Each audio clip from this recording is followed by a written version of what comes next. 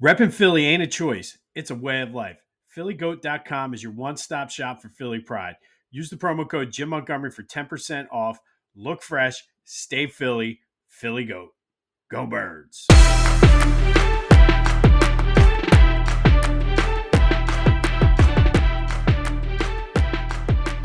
What's up, everyone? Welcome to this day in Philly sports history for July 8th, 2025. I'm your host, Jim Montgomery.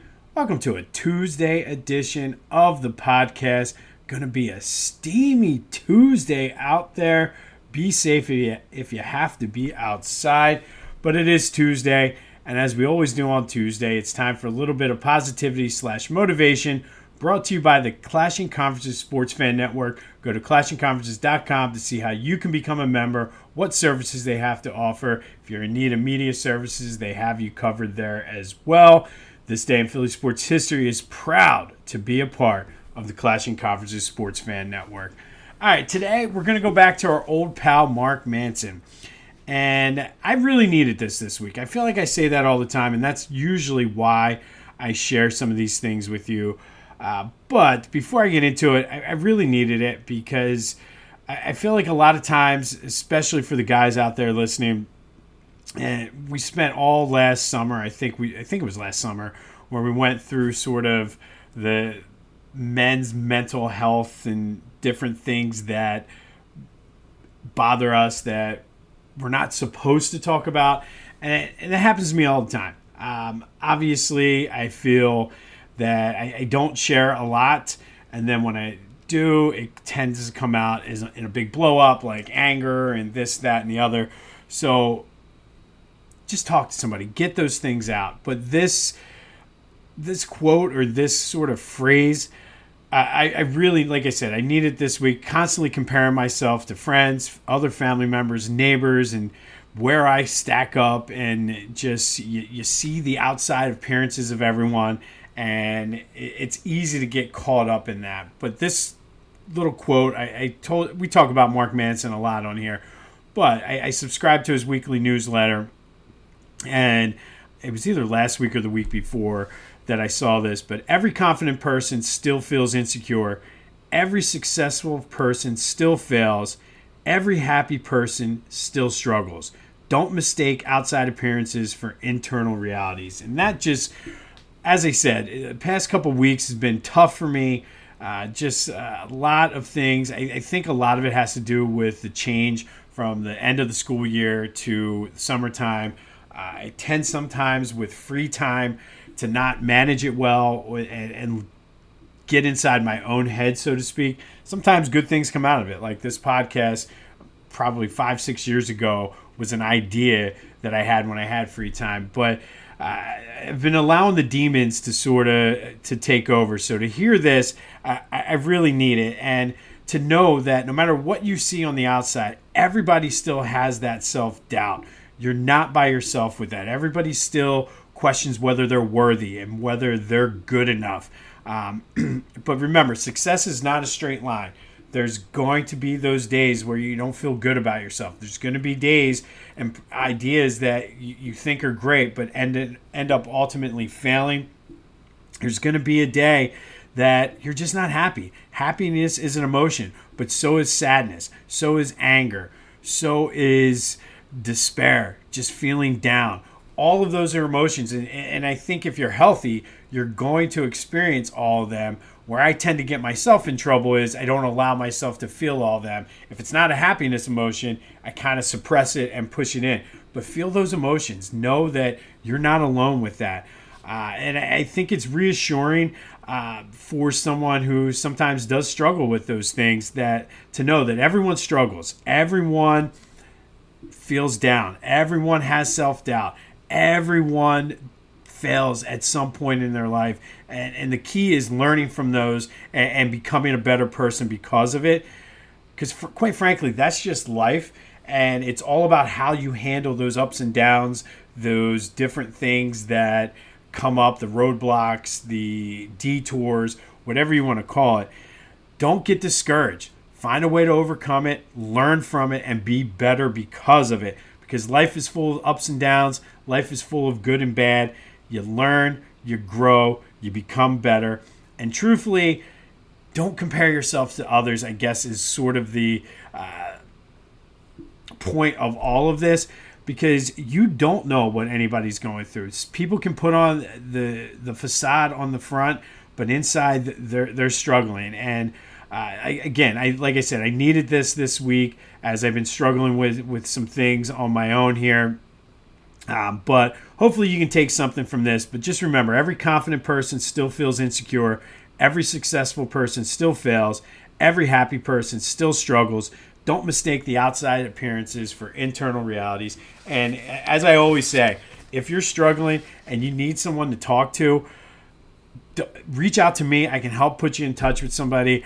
I mean, I don't have any shame in the fact that I thought I was good for a while, but I went back to my therapist and really have been kind of working through some things myself. So there's no shame in it.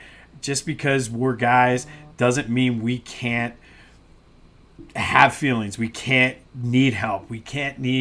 Doesn't mean we don't need the support. So if you do, reach out to me, reach out to someone. But just remember, you're not alone. All of us go through all of those things. So as you go through your weeks, take that with you and hopefully learn and become a better person because of it. All right, some late night baseball last night. If you were sleeping like me, you see the Phillies lost 3-1. And it's a shame because Cristopher Sanchez had a gem, an absolute gem. 1 run in 7 innings. Offense let them down. And they went 0 for 6 last night with runners in scoring position. 0 for their last 24. Last time they knocked in a runner in scoring position was Friday night.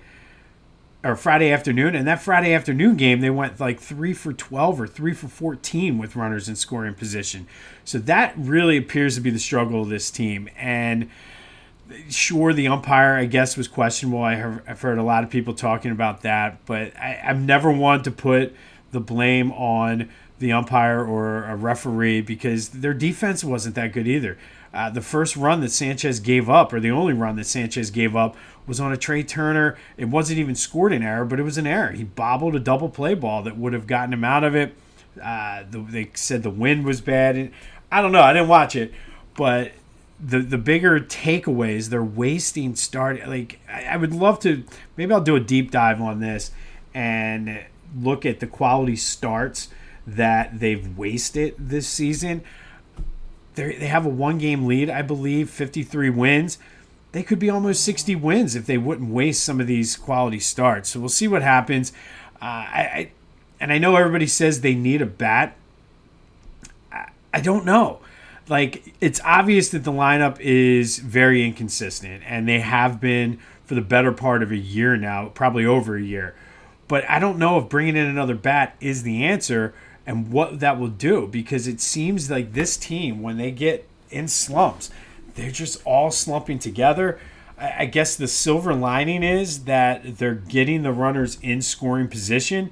They're just not knocking them in. And if you think back to the 07 through 2011 Phillies, especially the 08 Phillies who won the World Series, I remember the first 2 games of the World Series, that was the big talking point, was they weren't knocking in runners in scoring position. So it's one of those things that we've seen before. Hopefully, maybe this means that they're struggling now and they might be able to put it together. Maybe a bat helps. I don't know. Like, does a new bat come in and just kind of fall into the same line that everybody else does? Do they get the spark? Do they need somebody with a little bit of swag? I don't know, but they never play well in San Francisco either. So, I mean, that, again, not making excuses, but it just seems like they never play well in San Francisco. I hate West Coast trips anyway, especially when they're the California road trips. I don't know. And then it gets even better today because Taijuan Walker is on the mound versus Robbie Ray, who was lights out in his last start. So we'll see what happens. Hopefully Taijuan can make the best of his 3rd or 4th or maybe even 5th chance to get back into the starting rotation here. But Phillies-Giants tonight in yet another game I will not be watching. We do have some Sixers news. And welcome to the Sixers, VJ Edgecombe. VJ did not play in the Sixers Summer League game last night due to a thumb contusion. Lucy gets me every damn time. Every time I feel good about this team, Lucy's like, not so fast, my friend. It's just a thumb contusion. I don't think it's anything to be super concerned about. Probably more precautionary. However, the Sixers did struggle without VJ Edgecombe on the Summer League team, so I guess there is a silver lining in that. But if that's not the most Sixers thing ever, get us all hyped up and excited, and then miss the next game because of a thumb contusion. That is the Sixers' way. They did re-sign Kyle Lowry to a one-year deal as expected. And look, I'm not expecting a ton of production from him, but he does know Nick Nurse's system. He is a 20-year vet now. He should do a lot of good for some of these young guys. But Kyle Lowry, local kid, or local guy now. I don't even think 20 years in the league, you're not a kid anymore. But I do like Kyle Lowry. I like what he brings experience-wise. I like the fact that he could be like an on-the-court de facto coach for this team. Again, it's on the cheap. This was expected. Likely will be his last year. Probably looking to really make a step into coaching, I would think. But Kyle Lowry is coming back to the Sixers for next year. Flyers also got into the action, extending Cam York to a 5-year, $5 million a year extension. And on the surface, it's like, all right, they're extending a young kid, young defenseman. But I like this move because it gives the Flyers some flexibility. If Cam York continues to develop and turn into who the Flyers think he will be, this gives them a chance to really have a solid defenseman on a cheaper deal. And it's still a good enough deal and a cheap enough deal that they could trade him a couple years down the road, God forbid, if they need to. So I like this extension by Danny Briere. It becomes clear that they're kind of focusing on developing some of these young players now over the next couple of years, specifically if you look at the free agent signing. So good move, I think, by the Flyers. All right, let's do some quick housekeeping. Be sure to follow me on social media, Jimbo_Mott on Twitter and TikTok. On Instagram, at PhillyJimbo. Subscribe to the YouTube channel, Jimbo_Mott, and continue to spread the word as we grow this thing. Remember, if you want highlights, that is available on my social media, including my LinkedIn and Facebook. And don't forget about the Discord channel. Discord channel, first link in the description. Come on over and let's have some good quality Philly sports talk. Let's go into yesterday's trivia question. I asked you which Phillies have hit home runs in the All-Star Game in honor of Johnny Callison. I gave you Johnny Callison yesterday, but JT Realmuto, Mike Schmidt, Greg Luzinski, and Dick Allen have all hit homers. Lots of people guessed Ryan Howard. Ryan Howard, ironically enough, did not have a hit in any of his All-Star appearances. But thank you for everybody who participated and gave their thoughts on that. We'll have another trivia question here later in the show. And as I'm looking over my shoulder, now that I got the new camera that's a little bit wider and clearer, I really need to clean up my office a little bit. You guys are seeing my kids' headphones, my batteries for my leaf blower. Anyway, sorry about that. Listen, we're under construction for the summer. Whether you're coaching Little League, crushing your fantasy league, or just rolling up to a bachelor party like a Philly legend, Lotwin Custom Hype Chains bring the energy. Fully customizable, totally unforgettable, and guaranteed to turn you into the MVP of the moment. Great for teams, groomsmen, or anyone who wants to show off with some serious swagger. Go to Lotwin.com, use the promo code TCCPOD, and get 10% off your own custom hype chain. Lotwin, let's get hyped together. All right, let's get into some Eagles news. And there was some Eagles news over the weekend that I missed.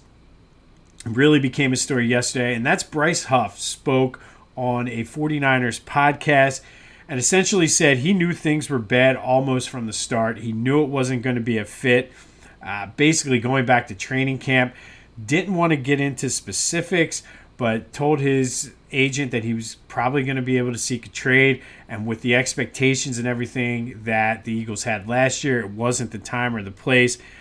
Again, wouldn't get into specifics, but it has to be something with Vic Fangio. And personally, this is such a loser take. This dude essentially gave up in training camp basically because he had to work. And I remember, if you think back to training camp, Vic Fangio was saying, listen, he's great at rushing the passer. I need him to work on being a run stopper for the amount of money and everything they paid. And I guess he didn't want to do the work. And for him to not to go into the specifics, I mean, it leaves us to speculate. But what a loser mindset. And to me, none of this makes sense. It seems to me he just didn't want to put in the work. And he came from the Jets.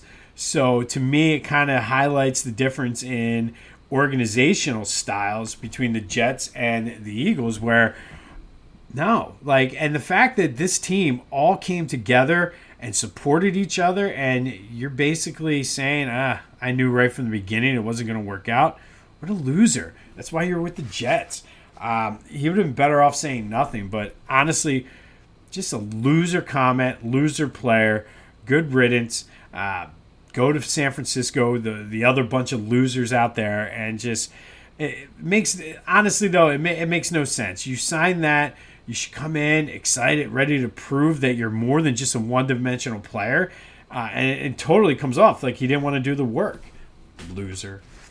All right, July 8th, and we're going to stick with the Eagles today.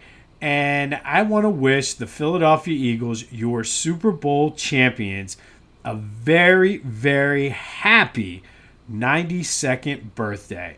On this day in 1933, the NFL awarded Bert Bell and Wray the rights to the expansion team in Philadelphia. They were essentially replacing the Frankfurt Yellow Jackets, who stopped play after the 1931 season. They took on the Yellow Jackets' liquidated assets as well as their debt. But contrary to a lot of popular belief, the Frankfurt Yellow Jackets and the Philadelphia Eagles are in fact two separate teams. The Yellow Jackets stopped in 31. The Eagles started in 33. But the overturn of some of the antiquated Quaker blue laws in Pennsylvania allowed football to be played on Sunday, which paved the way for an expansion franchise to get into the NFL and play on Sundays like the rest of the teams. The Eagles were named after, contrary to what a lot of people think, it was not after the bald eagle as the national symbol of the country, but instead the eagle logo on FDR's National Recovery Administration logo.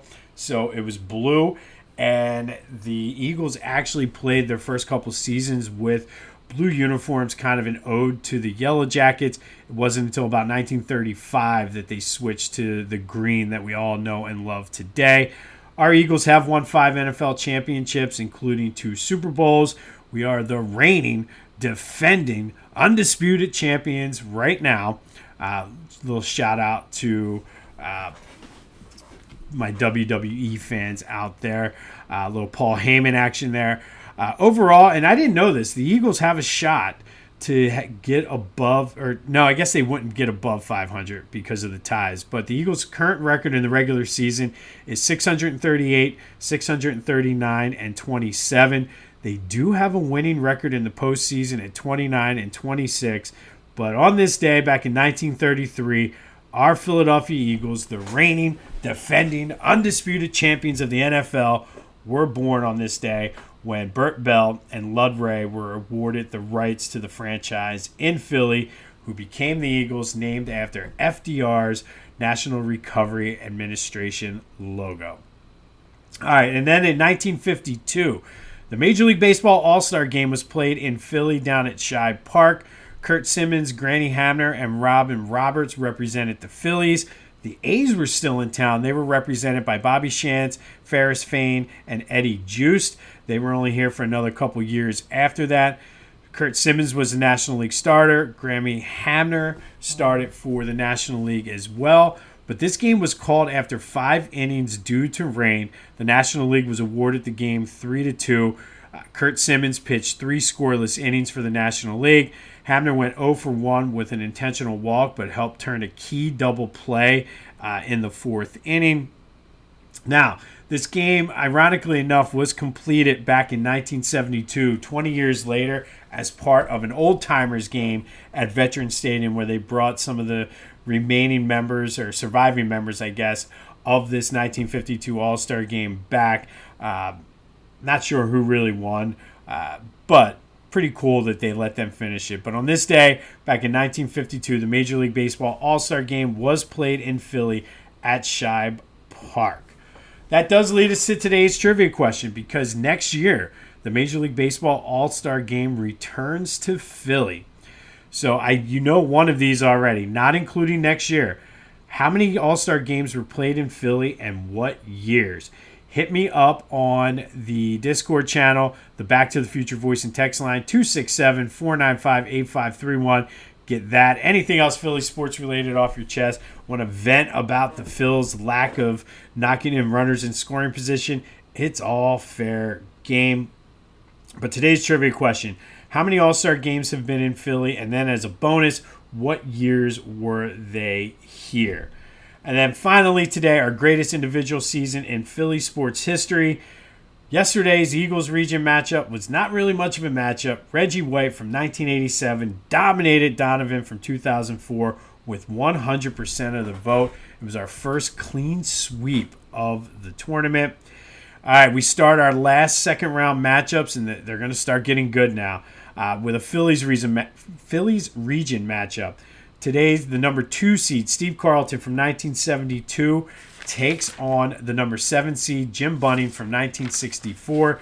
Steve in 1972 was a Cy Young Award winner, was the All-Star, first Cy Young of his career, went 27-10 with a 1.97 ERA, 346 in the third innings pitched, 310 strikeouts, an amazing 30 complete games for a Phillies team that went 59-97. Let that number sink in. The Phillies won 59 games in 1972. Steve Carlton won 27 of them. That's just an absolute dominating season. He's taken on Jim Bunning from 1964, who went 19-8 with a 2.63 ERA, 13 complete games, and 284 in the third innings pitch. He was an all-star, pitched a perfect game on Father's Day. Unfortunately, got tired down the stretch because he was overused, as the 1964 Phillies famously blew that lead known as the Fold and did not win the pennant that year. Now it's your turn. Whose season was better? Steve Carlton in 1972, Jim Bunning in 1964. I think it's a no-brainer to me. Steve Carlton in 72 should. We might have another 100%. Not that I'm trying to sway your vote, but what do you think? Hit me up on the Discord, Back to the Future voice and text line, any of my social media, and let me know your thoughts. Don't forget to check out our friends over at Beach Caddy. If you're going to the Jersey Shore, they got you covered. Go to beachcaddy.app for 15% off of, use the promo code Jimbo for 15% off of your move-in, move-out service, as well as your beach cart rental. Beach Caddy takes the stress out of your Jersey Shore vacation. On this day in 1952, Major League Baseball All-Star Game played at Shibe Park, ended after 5 innings due to rain, with the National League winning 3-2. It would be finished as a part of an old-timers game back in 1972, though.